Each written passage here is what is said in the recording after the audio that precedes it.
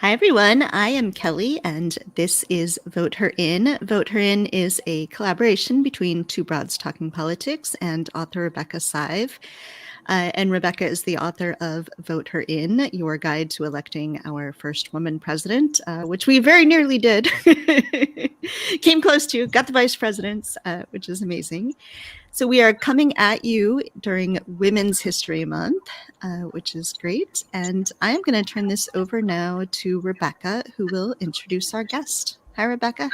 Hi, Kelly. I'm glad to be here every time we're together, but certainly during Women's History Month, which remains a very special time, although, of course, we should celebrate women every month and every day. And we always celebrate women at Vote Her In, regardless of the month. So we thought that because it was Women's History Month, and I was thinking about the fact, as I'm sure everyone has, that we're, kind of celebrating, if that's the word, we're marking this year of a very different life for everybody. And, one of my most favorite writers on life and what is happening and what we should be thinking about is Heidi, who writes a column for the Chicago Tribune, has a wonderful group on Facebook called Balancing Act, where she posts and discusses. And we visited with Heidi, I think it was last August. And, the world, we were sort of, I guess, halfway into this pandemic. But the world has changed since then with the election, with all the other, we now are getting vaccinated. I mean, there's just kind of a lot going on. So we thought it would be a great time to invite Heidi back and reflect on what has happened, what we can learn from, what we can be inspired by. So welcome, Heidi. Thanks for joining Vote Her In again. It's great to see you. Thank you. Thanks so much for having me, especially Women's History Month, but anytime, honestly. Yeah. So, why don't we begin with, you might want to begin with showing us your t-shirt, since it's just what you're going to be doing today. Yay. Don't we like that? Oh my God, I love it. That was a Christmas gift from my daughter from Reagan. Perfect. Of course, it's Kamala, and she's speaking. She is speaking, and we are all speaking. So why don't we begin by, if you would just sort of share some reflections, maybe aha moments for you during this last year. Certainly. I would say an aha moment for me, and it's maybe not a real optimistic one, but it's an honest one. I think what I realized is that we don't, and we will not all come together in a time of crisis, even an enormous crisis that affects every single one of us, not, a crisis that's sort of bound by geography or demographic group, but, this pandemic, potentially and actually affected every one of us. And you would like to believe that would bring us all together. And it didn't. And I think that was an aha moment, and it won't probably in the future. But what I realized is that a lot of us come together in a crisis. And I think that that's something that we can build on, honestly, and do a lot of good with. I was listening to an interview one day with Brian Stevenson on Krista Tippett's on, you guys have probably listened to that program on Being on NPR. And he was talking about the concept of stone catchers, which is this idea that we live in a time when, this sort of parable, let he who lives without sin cast the first stone, that's become almost quaint, right? That we live in this era where righteous people are not going to put their stones down, even if they have sinned. They still cast their stones, right? And that means that we need stone catchers, people who will intervene and catch those stones. We have to stand in front of the people who are vulnerable, and we have to catch the stones. And I think that COVID was really telling, in a sense, of who's a stone thrower and who's getting stones thrown at them and who's willing to be a stone catcher. And so I think that was an aha moment for me, not so much like, oh gosh, look at the way it brought us all together, but sort of like, okay, here's what we've learned. And that is that a lot of us were brought together and some of us weren't. And those of us who are willing to stand up and catch some stones need to. Yeah, and so actually, maybe we can go from there into another question we wanted to talk about, which is, we've been talking to a lot of women on Vote Her In recent months about the sort of structural issues that impede women's progress, that impede equal opportunity for women. And you write a lot about these kinds of structural issues too, on things like sexism and racism and classism, that you've been thinking about in your recent columns. So can you sort of draw that connection then, things you've thought about, learned about those things, and how does that relate to this idea of sort of who these people are who are stone throwers and stone catchers, and how does that relate to the institutions we have that are, putting barriers in place for people to have progress. So I wonder if you could sort of talk through that, and if you want to talk about your recent column with Woody Allen and Dr. Seuss and the British royal family, it seems to be kind of appropriate here.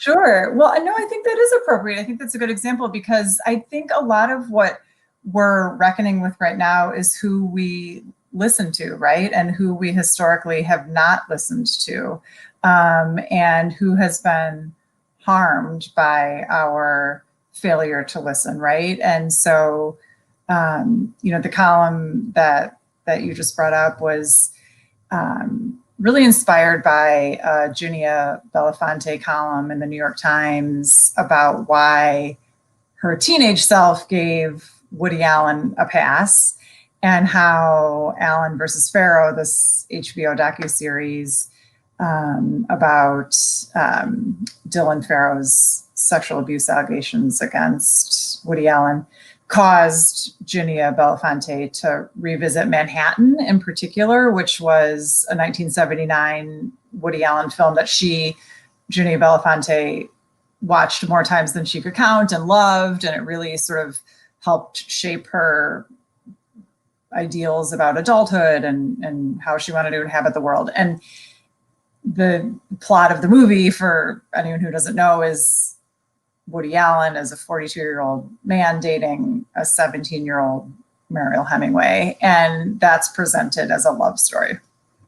And the thing that really struck me about Junia Belafonte's column was she said that if that sort of storyline and that the widespread acceptance and celebration of that storyline, a 42-year-old and a 17-year-old sleeping together, if that strikes us as impossible or certainly hard to imagine today, that's only because young women have stood up and said, stop exploiting us, in a way that no one was really willing to do on their behalf, or certainly not enough people were willing to do in a way that moved the needle. Which just, it got me thinking, right, about Dr. Seuss and about the royal family and even the statues that the city is examining right now, and how important it is that we listen not just to the creators of things and the people with the most power or the loudest voices in any given system, but also the people who are affected and often harmed by that system or that work of art or that person that so many of us revere. So I think a lot of it comes down to get back to your original question, who we're listening to, and are we listening to women? Are we letting women's voices into the rooms and the decisions where we need them to make sure that groups of people, and not just women, but anybody who is marginalized, isn't harmed? So when you talk about listening to women, that's one of, I think, the most striking changes in this last year, at every level and in every context we can imagine. I wonder if you could share with us, there are obviously the famous examples, and you've touched on some of that just now, but in some of your columns, you've written about women who, in families that have experienced some troubles and come out successfully with the help of other women. And I thought it would be good for Women's History Month if you could just share maybe a couple of those stories about inspirational everyday women who you happen to meet in Chicago, but are everywhere. Yeah. Oh my gosh, so many. I guess, I mean, I can't not talk about the Euros Planet and Taqueria story, which was Erica Sanchez and her husband, Pablo Castro, are both immigrants, Colombian and Guatemalan immigrants, who opened a restaurant in Evanston a year before the pandemic hit. And it was right by Evanston Township High School. And so a lot of their traffic obviously relied on, a lot of their customer base was ETHS students and staff. And, so remote learning really did a number on their business. And despite that, they decided they were going to give out free meals to the community, that they were going to try to feed, in particular, the Latinx community in Evanston that was suffering from food insecurity. And so they committed to giving away 100 free meals a day. And they did. They gave away every single day from April to December, 100 free meals a day. They would just set up a table, fill it with food. Anybody could come by and take it. So she texted me a couple Saturdays ago, and she was like, we're closing.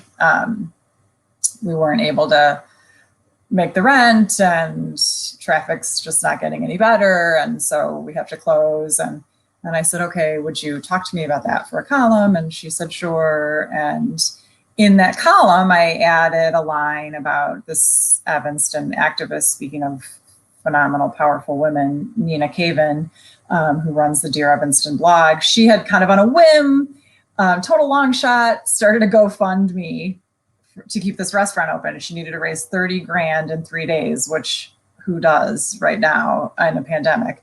And I threw a line in there about that. And like the community stepped up. They knew that Erica and Pablo had worked so hard and sacrificed so much to feed people all over Evanston and surrounding towns. And they hit 30 grand in a day. And Nina upped the goal to 50 grand, and they hit 50 grand by the next day. And so here's, they're keeping their business open. And I don't know, that's so beautiful. And I have probably, 3 or 4 other stories just like that, where, there's a woman at the center of it who's not only trying to provide for her family and live out her dream, right? I mean, Erica's dream was to run this restaurant, but also to give back. She's also feeding the community while she's doing that. And then here's Nina on the side saying, hey, we got to help her along. They're in trouble. Help, come on in. And people answered the call. And I've seen so much of that in the last year. It's really been quite hopeful and really beautiful. Just to follow up on that for a minute, I think that, it's just too often that these stories don't get, as Kelly was alluding to before, get put in this larger context. And of course, in this story you just told, it is, not only are women at the center of it, but women of different backgrounds, right? Mm-hmm. Yeah. Women of different classes, different experiences. Was there anything that you observed in that interaction that, you found particularly noteworthy in that respect? Well, sure. I mean, I think that one of the things that Nina's doing in Evanston is really trying to get the town and its residents to grapple with some historic racism and segregation and prejudices, and that's why I often turn to her for for story ideas and guidance. And she is a Jewish woman who grew up in South Africa, who arranged this uncomfortable journey to Alabama to visit the museum there. The name is escaping me right now, but the Museum of Racial Justice that was just built by Brian Stevenson, actually, and brought together people of all different races, all different ages, all different religions, and they wanted to take this journey together to experience this museum together and walk across a bridge together. And I think that when you embark on that kind of work proactively and intentionally, that comes through in your willingness to help wherever it's needed, and the lens you look through to find where help is needed, right? It can be very easy to just move in the circles we move in, right? Where our kids go to school, or where our coworkers live, or where we live. And I think that's another lesson from this pandemic, is the way you're experiencing life, the way you're experiencing this virus, the way you're experiencing this she-cession, because the recession really has affected women more than men. The way you're experiencing it isn't the way everyone is, right? So I think we have to really work at getting outside of our bubbles and make sure we're, checking in on the people who don't necessarily live where we do, or live like we do, or look like we do, or worship like we do. So I try to find those stories whenever I can, because, it's my job, right, to cover all of Chicago and what surrounds it, not just some of it. And it also just makes me a better person, and readers better people too. I hope that's sort of my mission. Now, I know that Kelly has a question about families, and maybe we'll go to that, and then I'll come back to a question about Kamala and the bigger picture that we all have been a part of. Okay. Yeah. So, and you write a lot about families. I am speaking with you from my dining room, which has become an elementary school, as you can see from artwork. It's artwork on the wall behind me. And so families obviously have faced enormous challenges in the past year. And you've written a lot about those challenges, but also those successes, the way people have come together in Chicago. Could you talk some about that piece of this? What you're seeing with families and school, of course, being such a big deal over the past year, in the inequities in schooling. But what are those stories that you're seeing and that you're reflecting on? Yeah, I think a huge story is, how many women have felt compelled to leave the workforce or have been forced to leave the workforce because of the demands of e-learning and, lack of childcare during a pandemic, which, is not a thing that you can plan for, obviously. But at the same time, it's a little funny is a nice word I'm going to use, that we are now embracing working from home and telecommuting and meetings over Zoom instead of in person, and all sorts of things that mothers have been saying, and not just mothers, women who tend to be the caretakers in their family. Maybe they're taking care of elderly parents rather than children, or, a disabled sibling, or you name it. Statistically, it's the woman in the family who's caretaking. The things that women have been pushing for a decade, we just now are finally accepting, because men need them too. And so there's some irony there. There's also some progress there, right? So, at some point you just wash your hands of why it got the way it is, and just celebrate that we got there. So I think women, moms especially, feel a tremendous amount of stress, obviously, a tremendous amount of guilt. I think there's such pressure to keep an eye on your children's academic well-being, mental health, social lives, screen time, physical health, we are still trying to protect ourselves and our families from a potentially fatal virus. In an ideal world, mothers aren't shouldering that by themselves, but we've read enough stories to where we know that many of them are. And, I'd like to believe that this could be a reset of sorts, that on an individual level, that couples are sitting down at kitchen tables, or moms are sitting down with their in-laws or their nannies or whatever, and saying, like, this didn't work. This is not okay. We can't do it this way anymore. And I'd like to think that workplaces are doing that too. That if we hit another roadblock, whether it's a pandemic or something else, we can't watch women leave the workforce in droves. I hope those conversations are happening. But just in terms of like what are families dealing with right now, I would say tremendous guilt and sadness and stress. And, I've certainly felt all of that myself. And that's with the perspective of, I had COVID. I was hospitalized with COVID. I know that my son's social studies grade is not that important in the grand scheme of things, right? Like, I have that perspective, and still it keeps me up at night.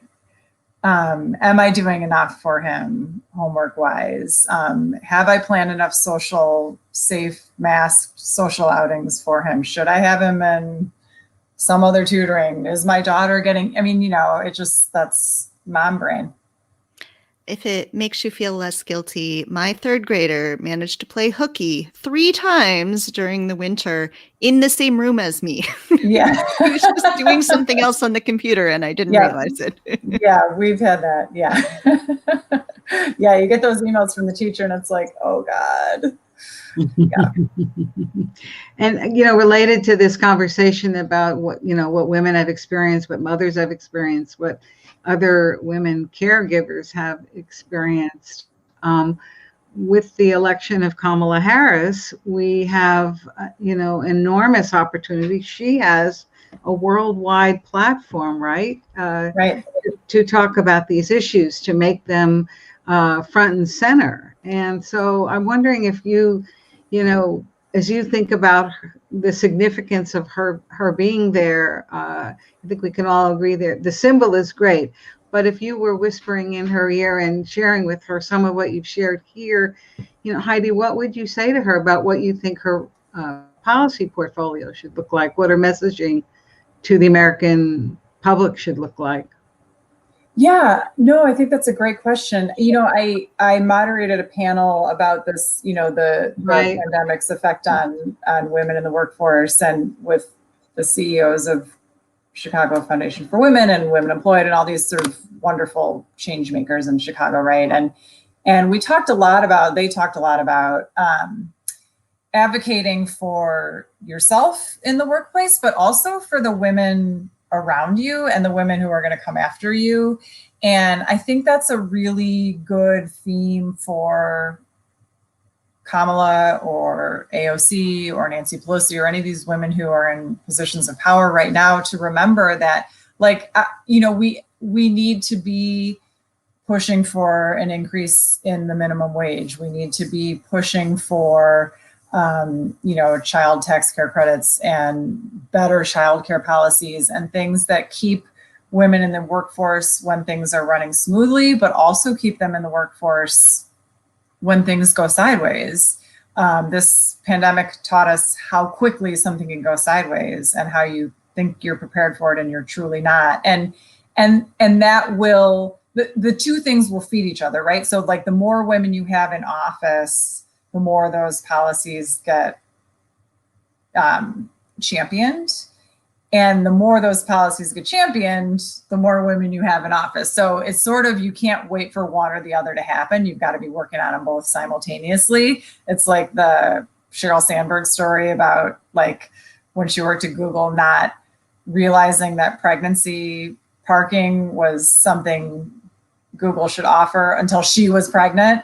and had to walk, 3/4 of a mile with swollen ankles across the whole giant hot California parking lot, because you don't necessarily know your blind spots until, they're right in front of you, right?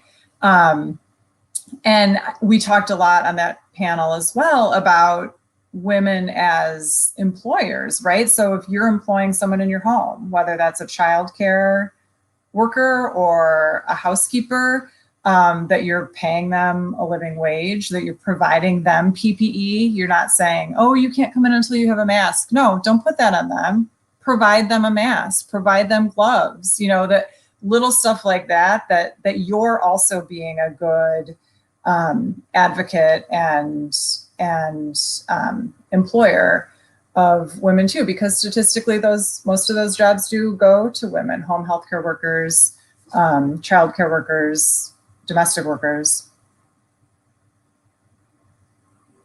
I'm wondering, when you had the panel, I wasn't able to attend, whether there were some key messages there about, for media, for discussions like the one we're having, that for instance, Women Employed wanted to see the vice president put out there, or CFW. Did you all get into that aspect of it? Well, the pushing for an increase in minimum wage was a big one. I'd have to go back. We did record it, so I could send it to you. But I think, a lot of it was what we as individuals could walk away and do and put into place. And so it was things like, being a good employer if you employ women in your home, modeling equitable relationships for our sons, having tough conversations with our partners about a fair division of labor, just making sure that we're not contributing to this mass exodus of women from the workforce as sort of the default, like, well, daycare is closed, or, well, school's remote, so obviously mom is going to take a leave of absence, or obviously mom is going to off ramp from her career for a while, to not default to those decisions, but to think about the long-term effects of those decisions. What does that do to a woman's earning power, to her retirement fund, to her ability to get nominated to boards of directors, all of the things, right? To be in a position where you're making hiring decisions. All of that stuff trickles down from the decision to pull back from work when your daycare center closes. So, just to be really mindful of those decisions and see if there is someone else in your life who can pick up a little bit of the slack so you can stay, in your career. So speaking of work, and maybe we'll close on this note, although I have a sense that we could keep talking. I know we could, but there are, and we had discussed this when we were together last time, there are certainly many women among our listeners who are interested in writing, who are interested in careers where they can write and speak. And I know that you gave some wonderful guidance the last time we were together, but I think this time, because this world has changed so much, and this desire persists. If you could talk about, just for a minute, about how you would help them prioritize what they write about, as opposed to, here's how to go about building your writing career. Because there is so much at stake right now for women, as you've just been pointing out. That's right. Yeah, that's a great question too. I'll say that one of the things I'm trying to do always, and I don't always succeed, but it's a goal, is to make sure that I'm not just writing about and talking about systems, but also how those systems affect people, right? Not just talking to authority figures, but talking to people who are impacted by the policies and the actions of those authority figures, not just talking to authors or artists, but also the people who are moved by something they read or saw. I think that, it's sometimes tempting to seek out the tastemakers, or the big names, or the important people in elected office or running a company or running a nonprofit, and turn to them for the story of the hour. And I think that to really understand our communities and the people around us, we really need to talk to the people who are affected by those elected offices, right? And those nonprofits and those works of art. And so I try to do a lot of that, not just sort of go to like who has an agent or who has a new book out or who just got, elected to something important, but the people who just live and work in Chicago and the areas around it. Kelly, any final thoughts you want to share before we say goodbye to Heidi for now, but not forever? Yeah, well, I was just going to tell my favorite recent story of Kamala Harris, which ties in, I think, to this, what we'd like her to be doing. She visited a yarn store in Baltimore, Maryland. Of course, I'm a knitter, and so this was big news in the knitting community. But it was her way of highlighting a woman-owned small business that was suffering in the pandemic and how they could be helped by the Recovery Act. And then she bought yarn for her stepdaughter, who is a knitwear designer. And the yarn that she bought was yarn that's from a company that's owned by a Black woman that does a lot of social justice stuff. So it was just this really wonderful, like just in this little visit to a yarn store, all the good that she could showcase. So I really loved that. And of course, it's great yarn that I like knitting with too.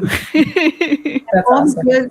All the good that we can celebrate when we see what women can do and accomplish and be inspired by in Women's History Month. So I'm glad you told that story. Heidi, thanks again. It was great to see you. Thanks for having me. Yeah, it's been fun. We'll talk again, no doubt. So okay, perfect. All right. Take care. Thank you. Thanks, guys.